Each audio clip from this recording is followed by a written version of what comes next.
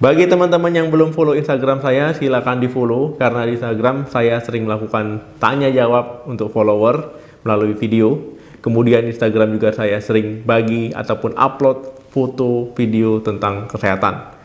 Nah, untuk teman-teman yang belum follow, silakan follow karena di Instagram juga saya sering bagi-bagi rezeki untuk teman-teman semua.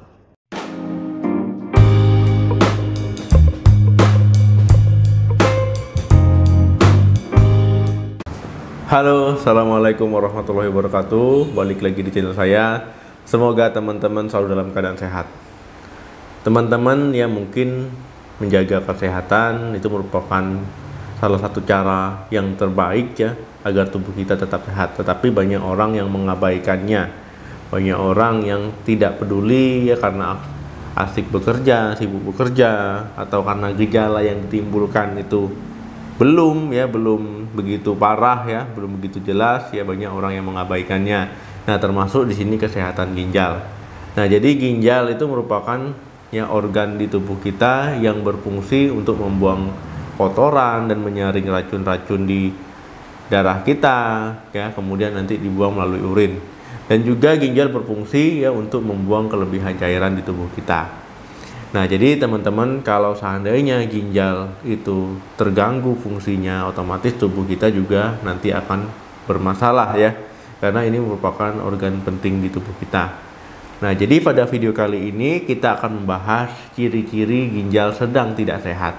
Nah, semoga ya video ini bisa membantu kita, membantu teman-teman ya supaya selalu menjaga kesehatannya.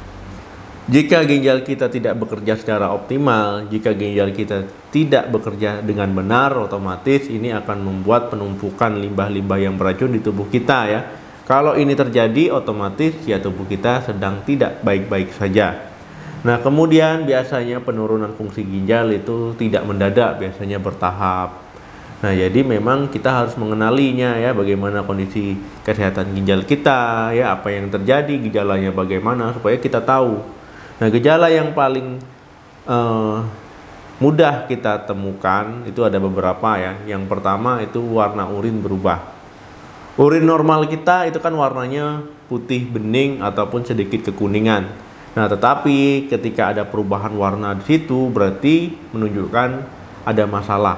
Ya, mulai dari misalkan warnanya coklat gelap ya, ataupun berwarna kemerahan ya karena ada bercak darah, ataupun urinnya keruh ya, berbusa, kemungkinan di situ ada protein yang seharusnya tidak ada. Nah, jadi ketika ada perubahan warna tersebut ataupun perubahan bentuk tersebut ya, sebaiknya itu harus hati-hati ya, karena itu merupakan kondisi yang tidak normal.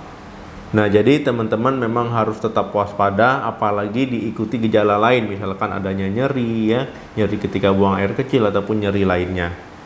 Yang kedua, frekuensi berubah. Nah, maksudnya jumlah teman-teman buang air kecil dalam sehari itu ada perubahan ya. Perubahannya bisa bertambah banyak ataupun menjadi lebih sedikit ya. Kalau seandainya bertambah banyak ya, teman-teman bisa mondar-mandir ke kamar mandi ya, karena jumlah buang air kecilnya itu jadi banyak. Ataupun misalkan jadi sedikit. Dalam satu hari misalkan teman-teman buang air kecilnya hanya beberapa kali ataupun hanya satu kali dengan jumlah yang sedikit. Apalagi ya sampai diikuti dengan perubahan pada kaki, pada tangan menjadi bengkak. Nah, itu merupakan tanda juga ya teman-teman kondisinya sedang tidak sehat.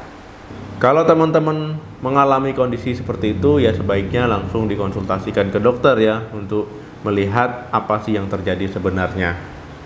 Yang ketiga, sakit pinggang di bagian belakang. Nah, ketika teman-teman mengalami keluhan ini ya, sakit pinggang di bagian belakang di salah satu sisi, misalkan kiri saja ataupun kanan saja ataupun kedua sisi, ya teman-teman harus waspada. Nah, keluhannya bisa misalkan hanya terasa pegal di pinggang bagian belakang ya, pinggang kanan, ataupun nyeri ya, nyeri sekali sampai teman-teman guling-guling ya. Nah, ini teman-teman harus waspada. Nah, keluhan yang paling sering itu infeksi saluran kemih ya, batu ginjal. Nah, jadi memang teman-teman harus waspada ya kalau seandainya mengalami keluhan seperti ini. Yang keempat, mudah lelah. Nah, jadi teman-teman ketika ginjal sedang bermasalah ya, nah ini produksi sel darah merah juga akan ikut terganggu. Nah, jadi sel darah merah itu yang mengangkut oksigen ke tubuh kita, ya, ke seluruh tubuh kita, ke jaringan tubuh kita. Nah, kalau seandainya tubuh kita kekurangan sel darah merah karena ginjal terganggu, ya otomatis ini akan membuat tubuh menjadi lelah, ya. Sirkulasi darah juga terganggu karena kadar oksigen juga bisa menurun. Nah, teman-teman juga bisa mengalami komplikasi berupa apa? Anemia, ya, lesu, lemah. Nah, jadi memang ketika teman-teman mengalami keluhan seperti ini harus hati-hati, ya, apalagi teman-teman misalkan tangannya pucat, ya, matanya pucat, ya, ataupun diikuti dengan gejala-gejala lainnya. Yang kelima, lengan dan kaki bengkak ataupun ekstremitas menjadi bengkak. Nah, teman-teman, ya, ketika fungsi ginjal terganggu, ya, ini bisa menyebabkan lengan dan kaki menjadi bengkak. Karena apa? Karena fungsi ginjal kan juga membuang kelebihan cairan di tubuh kita. Kalau seandainya fungsi ini terganggu, otomatis nanti terjadi penumpukan di bagian ekstremitas, bisa di tangan, bisa di kaki, ya. Yang paling umum adalah di bagian kaki terlebih dahulu, baru nanti ke tangan. Dan bisa juga nanti bengkaknya sampai ke area mata. Nah, jadi kalau teman-teman mengalami keluhan seperti ini, ya, langsung meminta pertolongan dokter, ya, berkonsultasi tentang masalah kesehatannya. Yang keenam, mual dan muntah. Nah, keluhan mual dan muntah ini memang bisa disebabkan banyak penyakit, ya, tetapi orang dengan gangguan ginjal sering juga mengalami mual dan muntah. Kenapa? Karena yang racun yang seharusnya dibuang oleh tubuh tapi dia menumpuk, ya. Nah, ini akan menyebabkan gangguan, ya, gangguan di tubuh kita, sehingga tubuh kita merespon, gampangnya itu tubuh kita merespon, ya, dengan keluhan mual dan muntah, ya, nafsu makan menghilang, ya, seperti itu. Kemudian, ya, keluhan mual dan muntah ini tadi nafsu makan menurun, ya, akhirnya nanti membuat berat badan tubuh teman-teman bisa turun drastis, ya, ataupun penurunan berat badannya jadi cepat, yang tadinya gemuk nggak ngapa-ngapain tiba-tiba langsung turun. Yang ketujuh, sesak napas. Nah, sesak napas juga sering dialami oleh orang dengan gangguan ginjal, ya. Kenapa? Ketika sesak napas ini ada dua sebab, ya, bisa karena anemia tadi, ya, sel darah merah kurang, ya, akhirnya oksigen untuk ke seluruh tubuh juga menurun. Nah, kemudian atau karena penumpukan cairan sampai ke paru-paru yang akhirnya menjadi efusi pleura. Nah, ini akan membuat gangguan ketika bernapas, gangguan untuk pertukaran oksigen yang akhirnya nanti napasnya menjadi sesak, terengah-engah, ya, jadi susah bernapas, ya, akhirnya sesak. Yang kedelapan, rasa besi di mulut.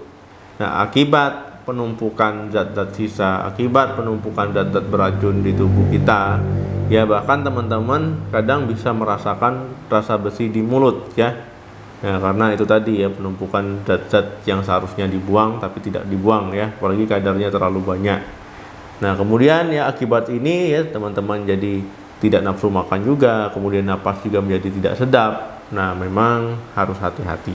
Yang kesembilan, kram otot.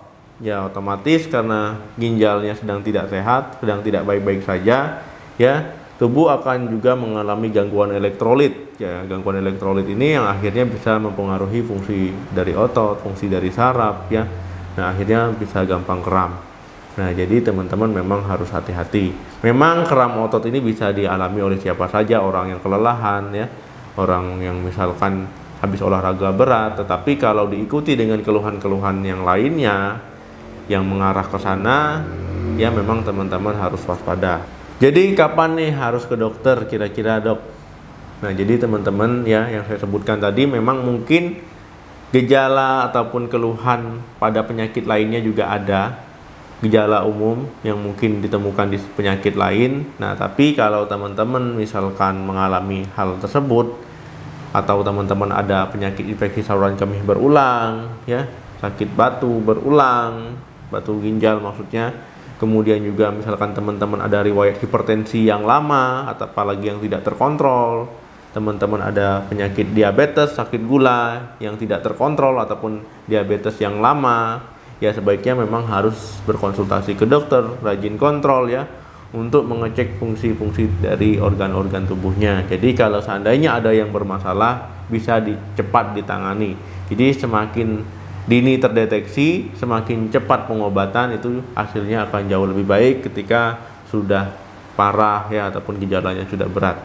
Oke, teman-teman, itu tadi, ya, ciri-ciri ginjal sedang tidak sehat, sedang tidak baik-baik saja. Semoga bermanfaat, semoga mudah dimengerti. Silakan di like, di share, dan komen video ini. Jangan lupa. Sampai ketemu lagi di video saya selanjutnya. Salam sehat, sampai jumpa.